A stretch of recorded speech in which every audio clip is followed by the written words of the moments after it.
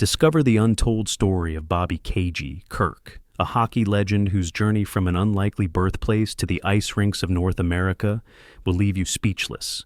Born in a land far from the frozen arenas of Canada, this trailblazer defied the odds, carving a path to the NHL's bright lights with sheer grit and cunning. From electrifying junior leagues to a fleeting yet unforgettable stint with the New York Rangers, Bobby's tale is packed with triumphs, mysteries, and a legacy that shaped the game we love.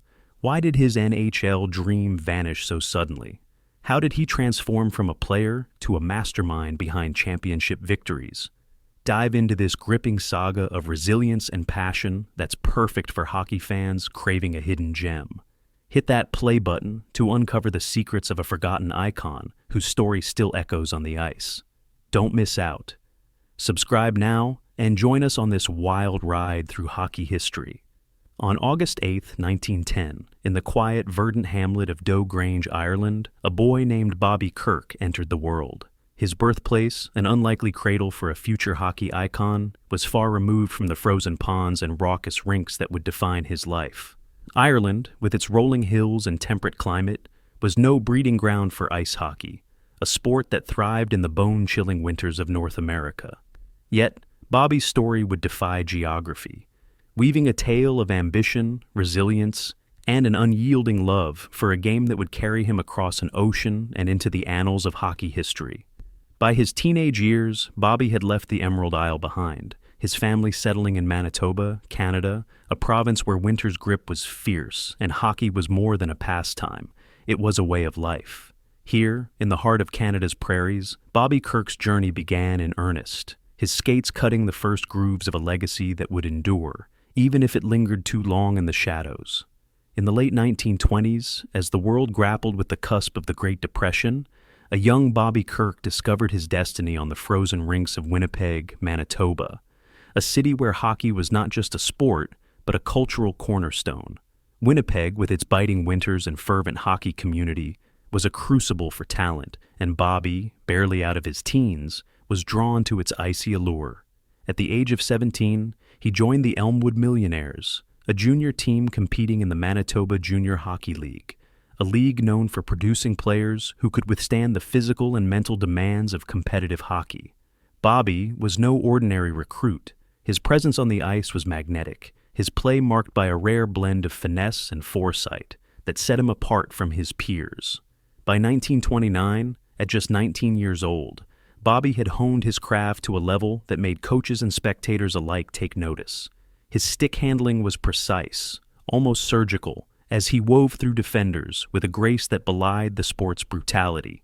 His ability to anticipate plays, to position himself exactly where the puck would be, earned him the nickname Cagey, a moniker that captured his almost uncanny knack for outsmarting opponents. To his teammates, he was a leader. To his coaches, a prodigy who could read the ice like a seasoned general reads a battlefield. That year, 1929, marked a defining moment for Bobby and the Elmwood Millionaires. With him as a key forward, the team surged through the junior ranks, their sights set on the Memorial Cup, the most coveted prize in Canadian junior hockey. The journey to the final was grueling, a gauntlet of regional playoffs that tested the team's endurance and resolve. Bobby's contributions were pivotal. His ability to score clutch goals and deliver pinpoint passes turned games in their favor. When the Millionaires reached the Memorial Cup final, they faced the Toronto Marlboros, a powerhouse with a roster stacked with talent. The series was a clash of titans, with Bobby skating tirelessly, his every move a testament to his hunger for victory. Despite their valiant effort, the Millionaires fell short, defeated by a Marlboros team that capitalized on their depth and experience.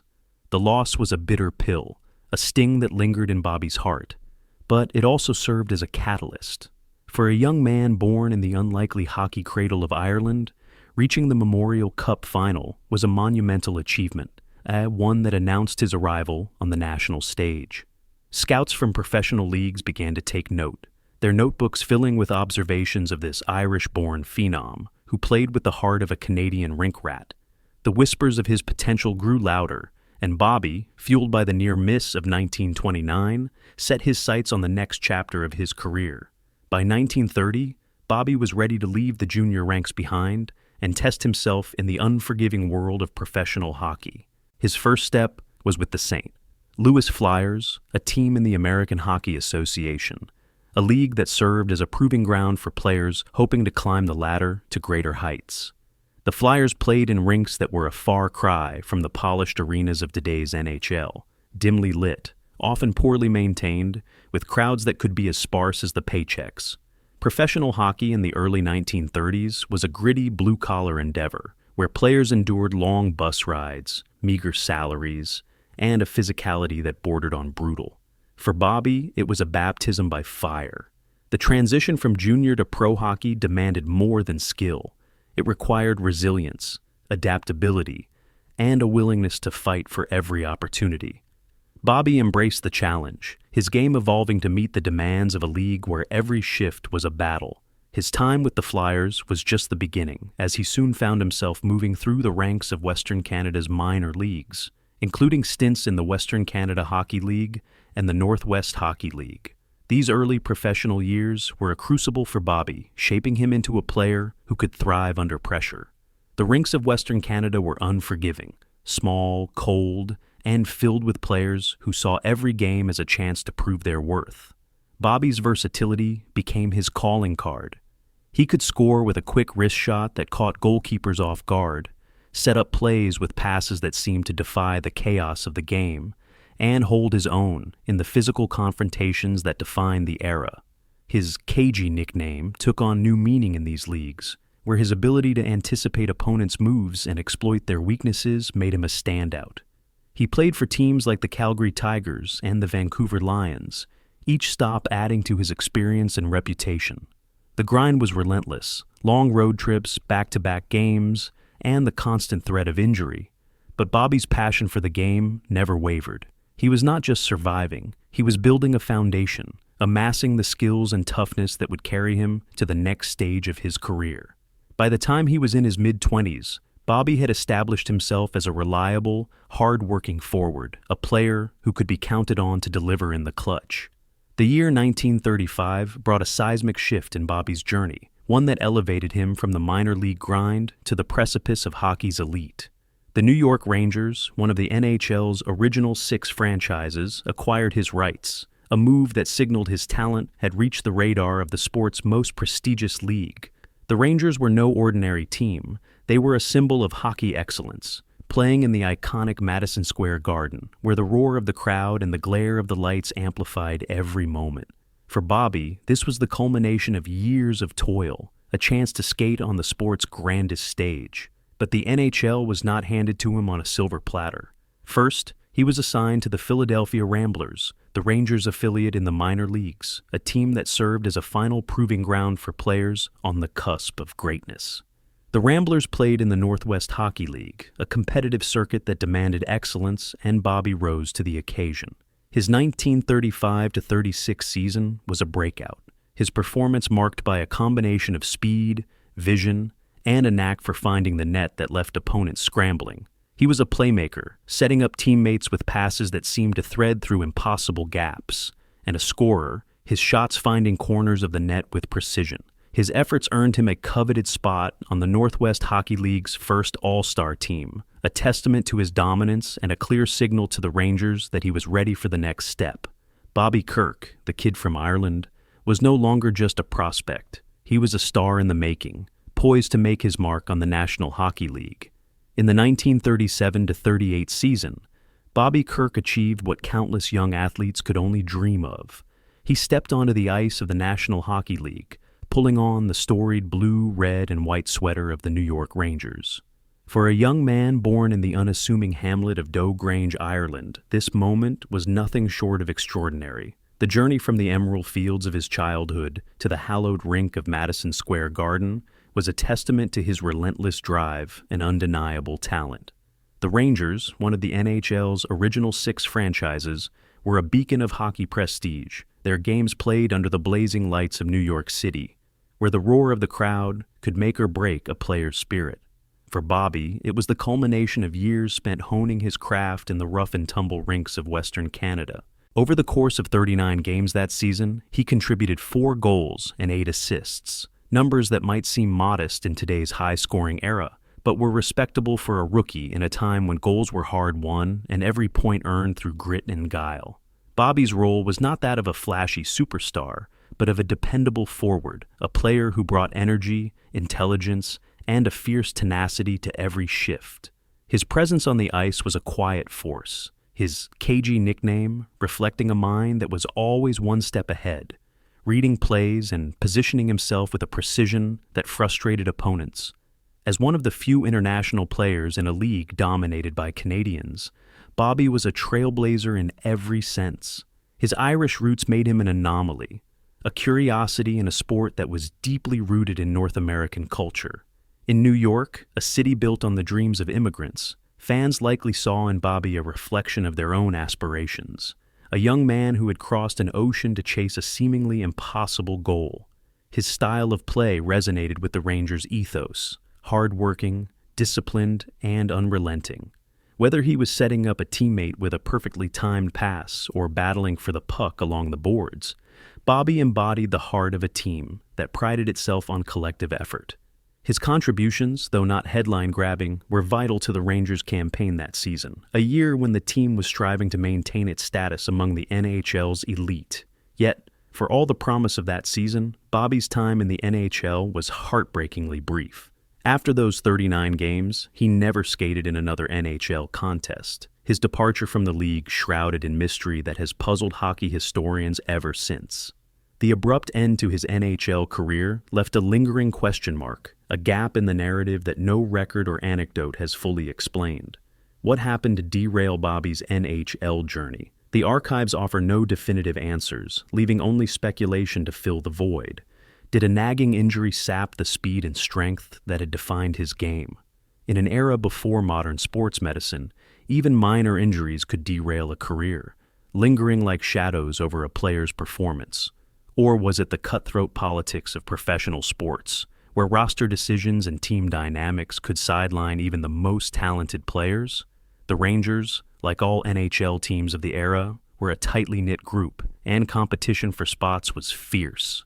Perhaps Bobby fell victim to the numbers game, squeezed out by veterans or newer prospects. Or could it have been the brutal reality of hockey itself, a sport where only the most fortunate and resilient sustain long careers at the highest level?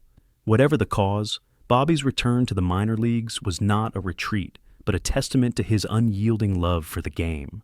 He refused to let this setback define him, choosing instead to continue his career with the same determination that had brought him to the NHL in the first place. Bobby rejoined the Philadelphia Ramblers, the Rangers' affiliate in the American Hockey League, where he had already proven himself a standout.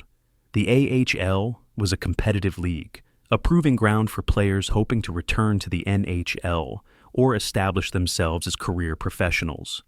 For Bobby, it was a chance to keep playing, to keep improving, and to keep his dream alive. His time with the Ramblers was marked by the same qualities that had defined his NHL stint: reliability, intelligence, and a knack for making things happen on the ice. He later moved to the Hershey Bears, another AHL team, where he continued to produce, his stat line growing with each season. Over the course of his 12-year professional career, Bobby played 482 games, scoring 149 goals and adding 190 assists for a total of 359 points. These numbers, while not dazzling by modern standards, tell the story of a player who was consistent, durable, and fiercely committed to his craft. In an era when professional hockey was a grind, marked by long road trips, modest salaries, and physical play that left players bruised and battered, Bobby's longevity was a testament to his resilience and passion. By 1942, as the world was engulfed in the tumult of World War II, Bobby found himself with the Vancouver RCAF team, a senior squad affiliated with the Royal Canadian Air Force. This move was emblematic of the era, when many athletes contributed to the war effort through military-affiliated teams or service. Playing for the RCAF was not just about hockey. It was about camaraderie, duty, and maintaining morale in a time of global uncertainty. Bobby's time with the team was a fitting capstone to his playing career, a final chapter that blended his love for the game with a broader sense of purpose. By 1943, at the age of 33, Bobby made the decision to hang up his skates as a player. For many, this would have marked the end of their connection to hockey, a time to step away and pursue a quieter life. But for Bobby Kirk, the ice was more than a playing surface. It was his home, his sanctuary, his calling. Retirement from playing was not an end but a pivot, a chance to channel his passion into a new role that would prove just as impactful. In 1948, Bobby stepped behind the bench as a coach, taking the helm of the Winnipeg Canadiens in the Manitoba Junior Hockey League. This transition marked the beginning of his second act, one that would see him leave an indelible mark not as a scorer, but as a mentor, a strategist, and a builder of young talent. Coaching was a natural fit for Bobby, whose cagey instincts on the ice translated seamlessly to the bench. His approach was a blend of discipline and inspiration, a mix of tactical brilliance and an ability to connect with players on a personal level. In his first season with the Canadiens, Bobby led the team to a second-place finish in the MJHL and a berth in the league finals, a remarkable achievement for a rookie coach. His ability to read the game, to anticipate opponent strategies, and to position his players for success was evident from the start. He saw potential in raw, unpolished teenagers, molding them into disciplined athletes who could compete at the highest levels of junior hockey. Bobby's time with the Canadiens in the 1949-50 season further solidified his reputation as a coach who could elevate a team's fortunes, his leadership transforming the squad into a contender. The pinnacle of Bobby's coaching career came in the rugged mining town of Flin Flon, Manitoba, where he took charge of the Flin Flon Bombers, a junior team known for its grit and determination. Bobby coached the Bombers in two stints, 1954 to 1956 and 1959 to 1963, finding in Flin Flon a community as passionate about hockey as he was. His crowning achievement came in 1957, when he led the Bombers to a Memorial Cup victory, the most prestigious honor in Canadian junior hockey. The Memorial Cup was a grueling tournament, pitting the best junior teams in the country against each other in a battle for supremacy. Bobby's leadership was the catalyst. His ability to instill discipline, foster teamwork, and devise strategies that outwitted opponents, turning the Bombers into a powerhouse. The victory was a communal triumph, with fans packing the Flin Flon rink, their cheers echoing through the cold Manitoba night. For Bobby, it was a moment of redemption, a chance to hoist the trophy he had chased as a player with the Elmwood Millionaires nearly 3 decades earlier.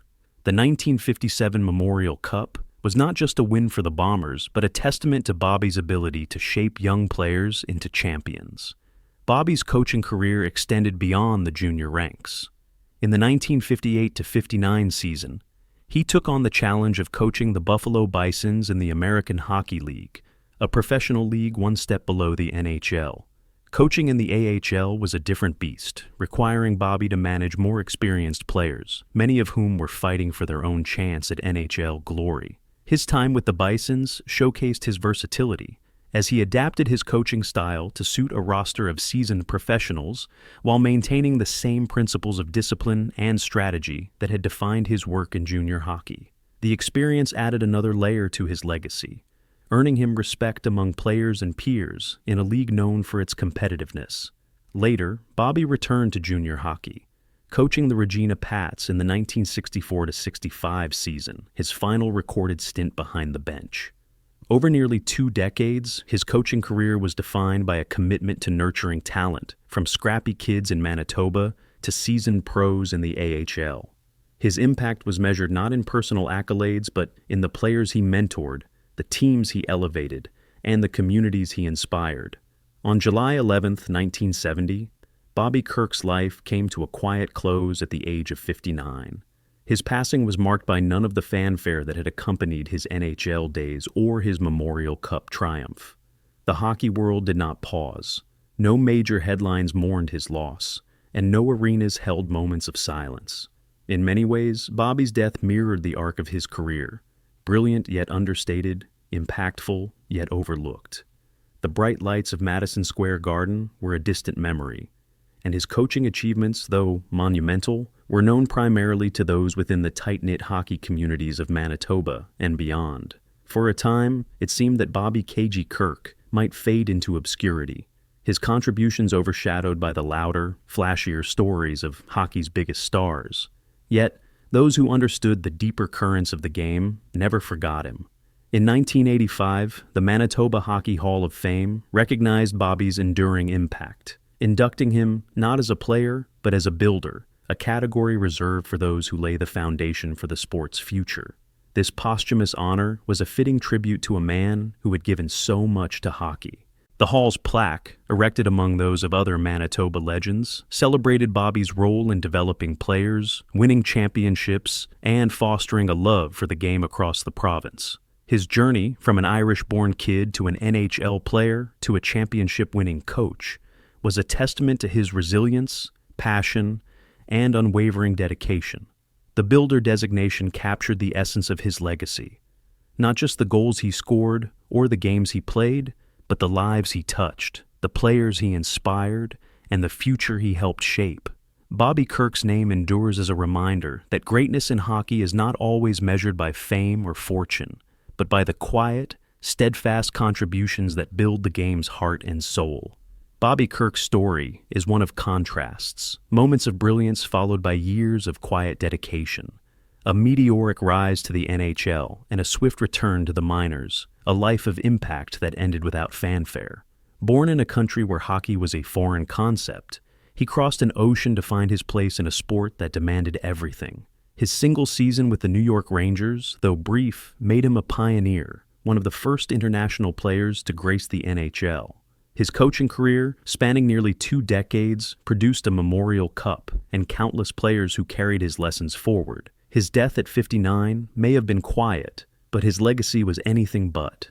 The Manitoba Hockey Hall of Fame's recognition ensured that his name would endure, a reminder that greatness in hockey is not always measured by Stanley Cups or record books.